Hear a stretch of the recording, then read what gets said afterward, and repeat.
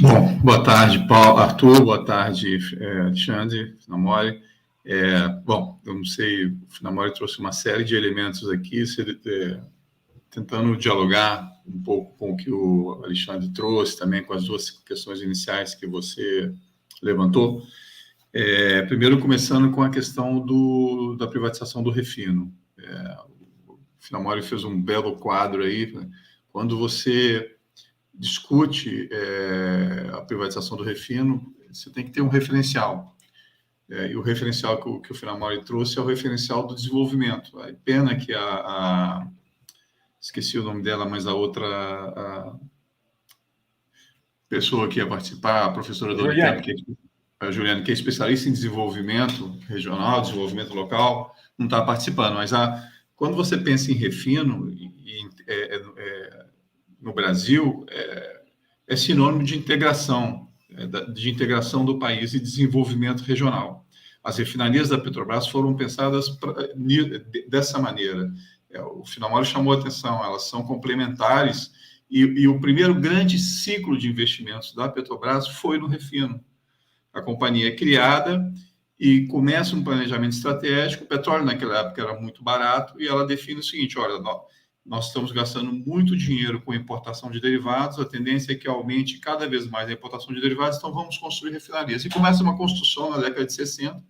Nós já tínhamos duas refinarias no Brasil, tínhamos Manguinhos aqui no Rio de Janeiro, e a própria RLAM, que foi a primeira refinaria, as duas eram privadas, a RLAM foi comprada pela Petrobras quando a empresa foi criada, e aí começa a se construir um parque extremamente diverso. Hoje em dia são 12 refinarias, e a privatização, o Finamore falou 8, porque o projeto ele fala em 8, mas na verdade são 9, porque você tem a refinaria Clara Camarão, que não é um ativo do Refina, é um ativo do EIP, mas é uma refinaria também, é uma refinaria localizada no estado do Rio Grande do Norte, a refinaria Potiguar Clara Camarão. Ela tem capacidade de refinar 44 mil barris por dia, o estado é autossuficiente em derivados por conta dessa refinaria, e ela também está no projeto de privatização. E é isso, o projeto, ele é um projeto de desconstrução da integração do país. E o Finamore trouxe esses elementos. Então, a Petrobras ela foi fundamental no crescimento do Brasil, e não só no crescimento do país como um todo, mas no crescimento regional. E o que você está fazendo agora é desconstruir, é quase que uma volta ao debate da década de 50 entre desenvolvimentistas e os que eu vou chamar aqui de entreguistas, que achavam que você não tinha que ter projeto de desenvolvimento, que você tinha que se inserir como um país agroexportador no comércio internacional. É uma volta desse debate, o que a gente está assistindo.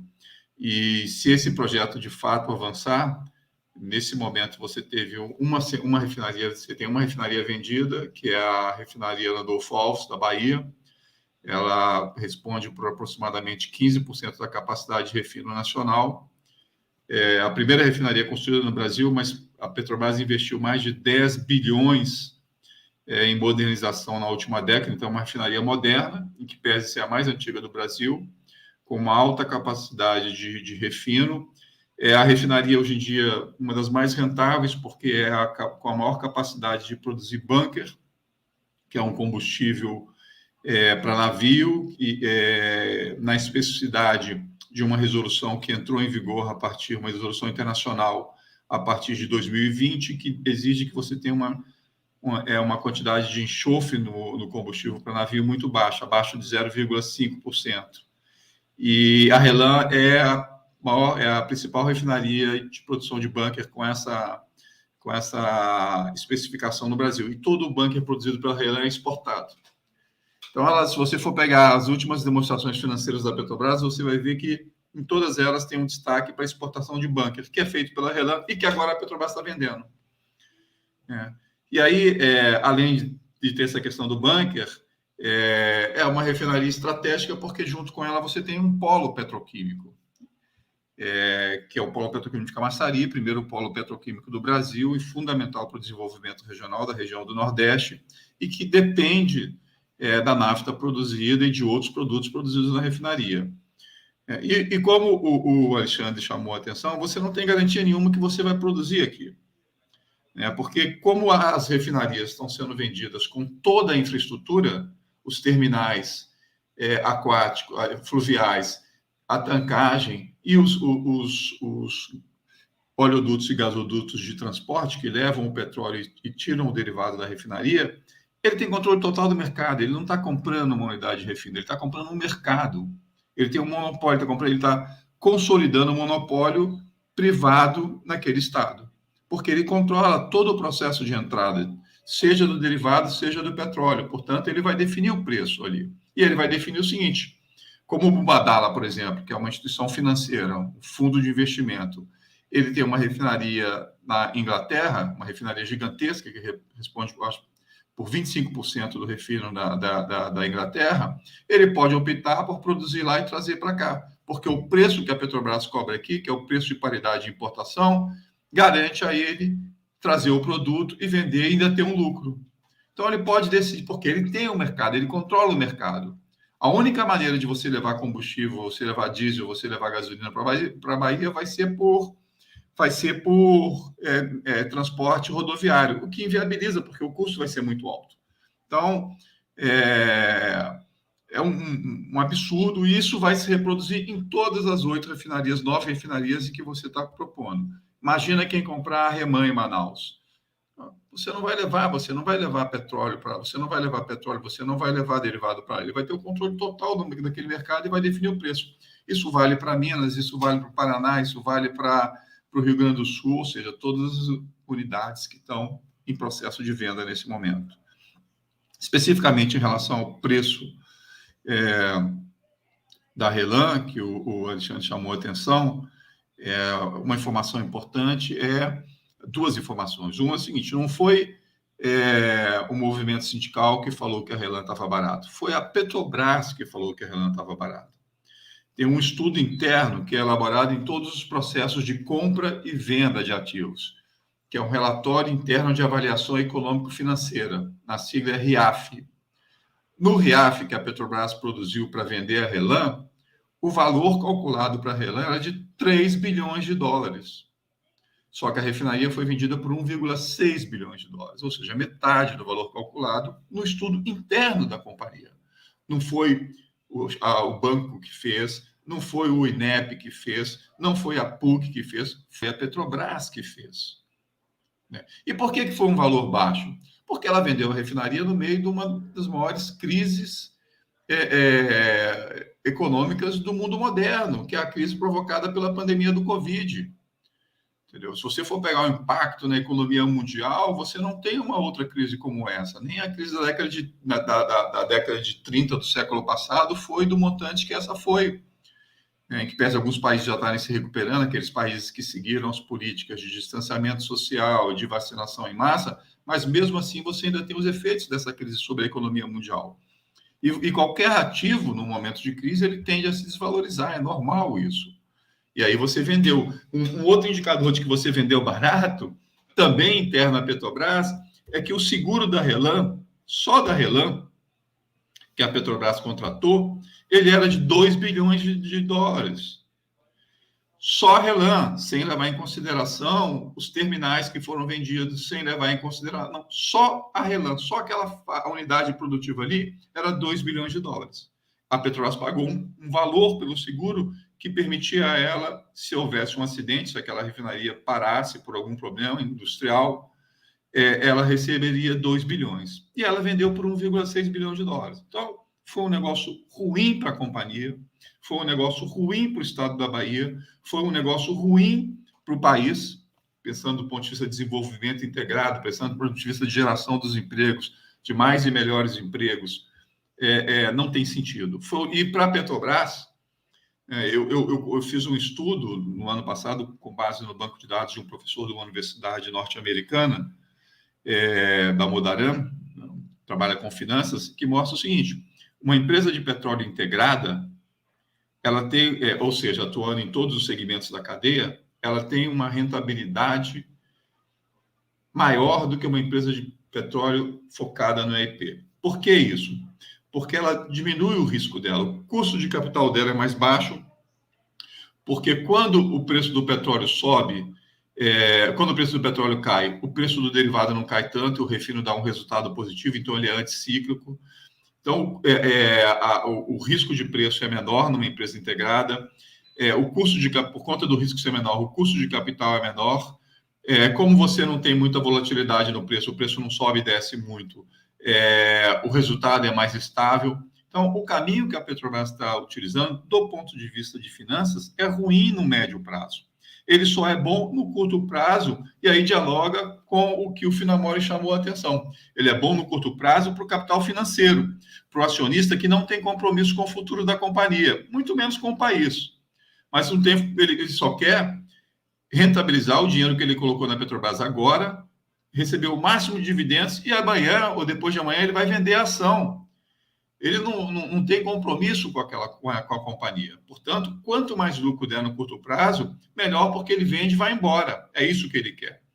E não é à toa que o presidente da Petrobras foi lá para fora, que foi demitido, que trouxe de volta a Petrobras a política de preços da época do Temer, que foi adotada pelo Pedro Parente e que levou à crise de 2017 e a greve dos caminhoneiros.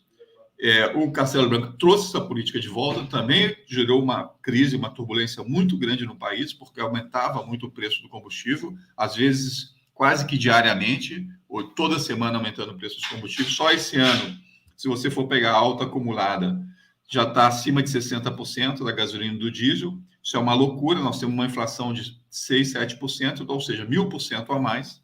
A inflação que esses aumentos estão alimentando, estão provocando mais inflação, então esse processo se retroalimenta.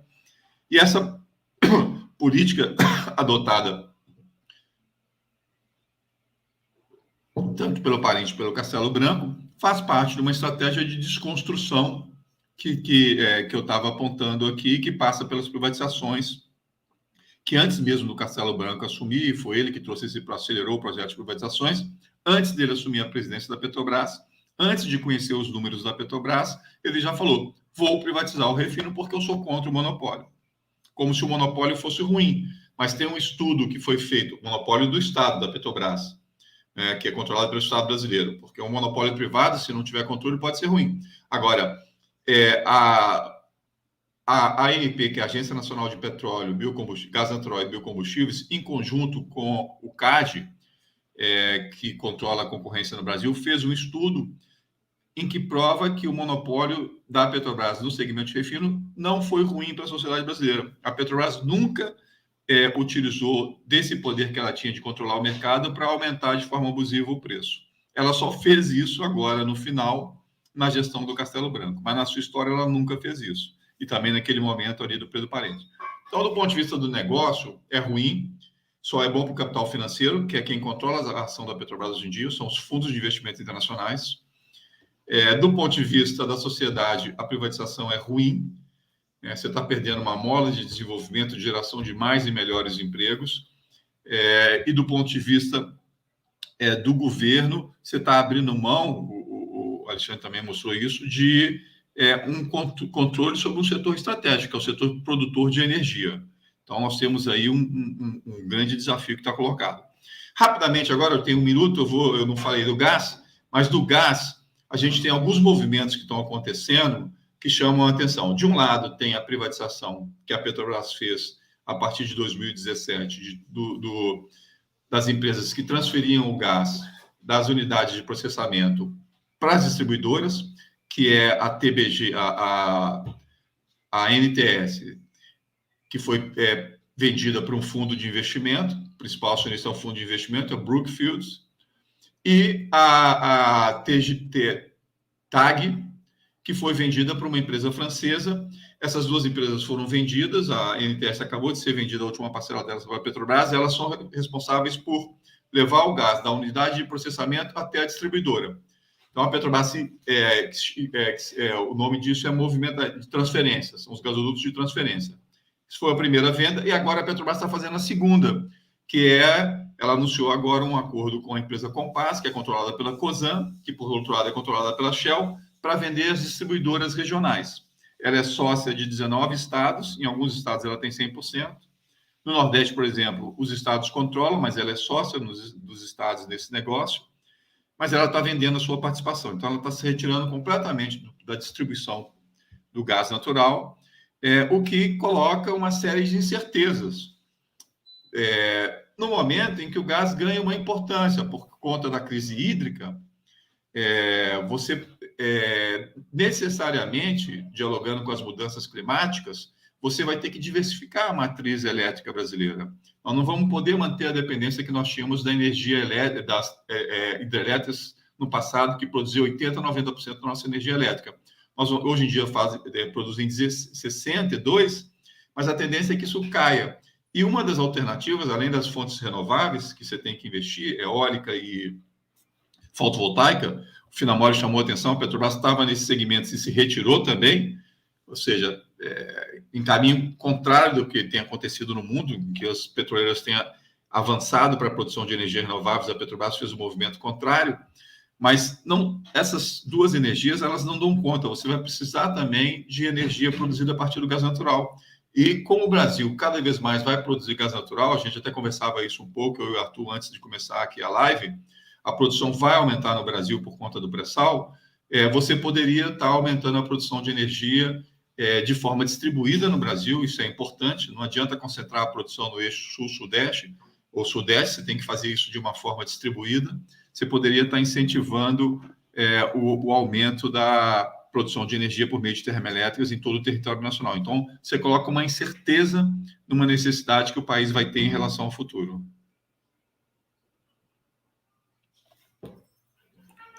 Muito obrigado, Henrique.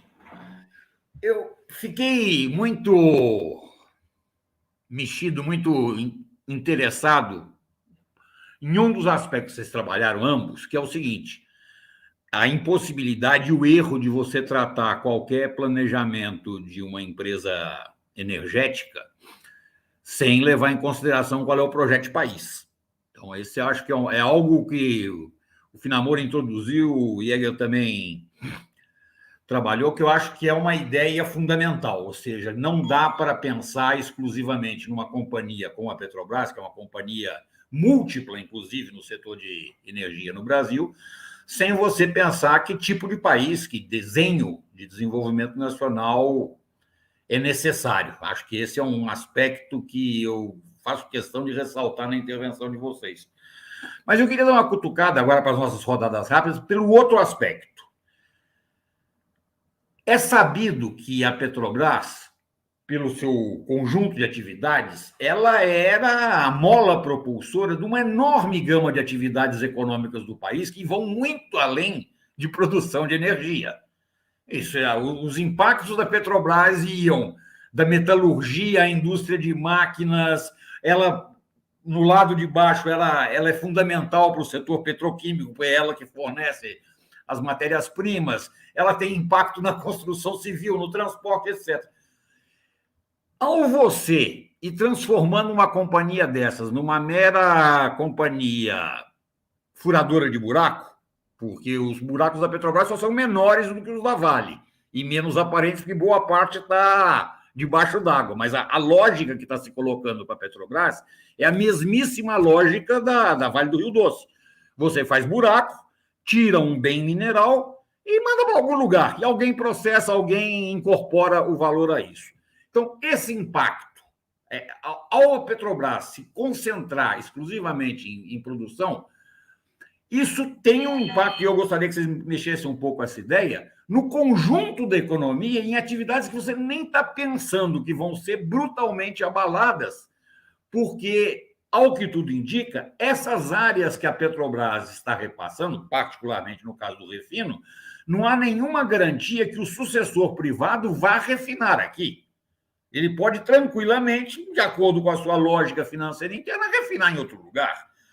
Então, todo esse impacto do encadeamento da Petrobras, na medida em que ela deixa de ser uma empresa integrada e passa a ser uma empresa exploradora, eu queria que vocês trabalhassem um pouco essa ideia do efeito na vida concreta da economia do país, porque acho que isso é algo que pode despertar uma atenção com os dramas que nós estamos vivendo em relação à companhia, para muito além do que só a própria companhia. E, inclusive, para até concluir e passar a palavra para vocês, eu não sou entendido no assunto, mas me parece que todas as grandes companhias petrolíferas do mundo não vão no sentido de se transformarem em tiradoras de óleo ou de tiradoras de gás. Me parece que todas elas têm dedicado muito investimento a serem cada vez mais integradas e, inclusive, cada vez como empresas menos até dependentes só de gás e petróleo, e têm buscado alternativas nas energias renováveis, etc. Então, me parece que também é uma contramão até no sentido empresarial da coisa. Se todas as grandes companhias do mundo não estão indo para a superespecialização em produção, pelo contrário, correm atrás da integração, elas não entendem do setor e a Petrobras entende? O que é que está acontecendo? Fica a provocação para vocês. Henrique? Bom, com relação à questão do PIB, da importância da Petrobras para a economia brasileira, assim, em 2002, o setor de óleo e gás no Brasil respondia por 2% do PIB do país. Em 2013, esse percentual tinha passado para 13%, por conta do efeito direto, efeito indireto e efeito renda. Então, é um segmento muito importante para a economia brasileira. Só de emprego, vou citar um exemplo, você falou da construção civil, só em 2013 você tinha 180 mil trabalhadores da construção civil trabalhando dentro da Petrobras nas obras, nos investimentos que a Petrobras estava fazendo. Então, é uma empresa que tem um peso muito grande na economia brasileira, que vem caindo esse peso nos últimos anos, mas que tem uma capacidade de mobilizar recursos e de mobilizar a economia que é fundamental no momento de crise como esse que a gente está vivendo e de reconstrução do país, porque o país está sendo destruído por conta das políticas adotadas por esse governo. Então, tem um potencial muito grande, e daí a importância de resistir, porque quanto menos resistir para fazer com que a destruição não seja total. A gente tem alguma coisa para reconstruir o país a partir do momento que esse governo nefasto acabar. Então, isso é uma estratégia fundamental. O Finamori chamou a atenção que logo assim que teve o golpe contra a presidente Dilma, uma das primeiras medidas aprovadas no Congresso foi o fim da Petrobras como operadora única do pré-sal. Mas não foi só isso. Eles também mudaram a política de conteúdo nacional. Até no último leilão realizado de venda de blocos exploratórios no governo da Dilma Rousseff, o conteúdo nacional estava em torno de 50%. E com as mudanças do governo Temer, ele foi reduzido para 18%. É lógico que isso tem impacto em toda a cadeia produtiva do petróleo. Um impacto muito negativo. Então, foram milhares de investimentos. Se você for somar isso, essa estratégia do governo com a Operação Lava Jato e a maneira como ela fez com as indústrias, o que ela fez com as indústrias no Brasil, destruindo a indústria e não punindo os controladores, as empresas foram destruídas, a engenharia nacional que ganhava licitação no mundo inteiro, seja na África, seja na Europa, seja nos Estados Unidos, acabou a engenharia do proprietário, o conhecimento de engenharia, o conhecimento civil acumulado por essas empresas foi dizimado. Isso valeu para toda a cadeia do petróleo, seja por conta da política do conteúdo nacional, seja por conta da política de criminalização da empresa e não do proprietário da empresa, que é quem deveria estar sendo criminalizado se ele cometeu corrupção, como chamou a atenção aqui o Finamori. Então, isso o impacto disso para a economia foi muito grande. O Diese lançou um livro recentemente mostrando que foram 120 bilhões que deixaram de ser investidos e 4 milhões e 400 mil postos de trabalho que foram extintos por conta desse processo da Lava Jato.